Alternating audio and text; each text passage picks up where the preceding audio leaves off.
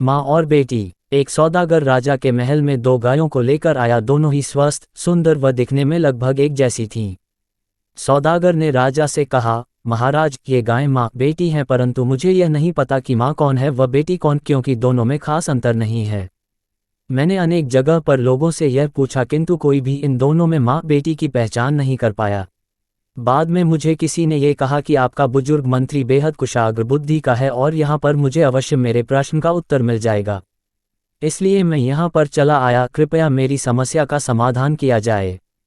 ये सुनकर सभी दरबारी मंत्री की ओर देखने लगे। मंत्री अपने स्थान से उठकर गायों की तरफ गया।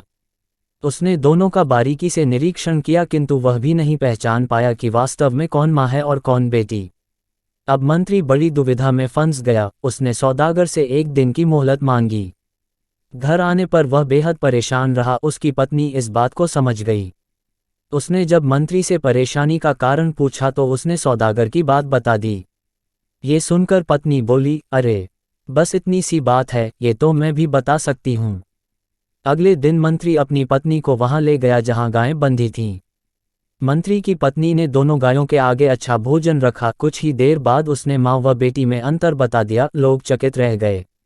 मंत्री की पत्नी बोली, पहली गाय जल्दी जल्दी खाने के बाद दूसरी गाय के भोजन में मुंह मारने लगी और दूसरी वाली ने पहली वाली के लिए अपना भोजन छोड़ दिया। ऐसा केवल एक माँ ही कर सकती है, यानी दूसरी वाली माँ है। माँ ही बच्चे के लिए भूखी रह सकती है। माँ में ही त्याग, करुणा, वात्सल्य, ममत्व के गुण विद्यमान होते हैं।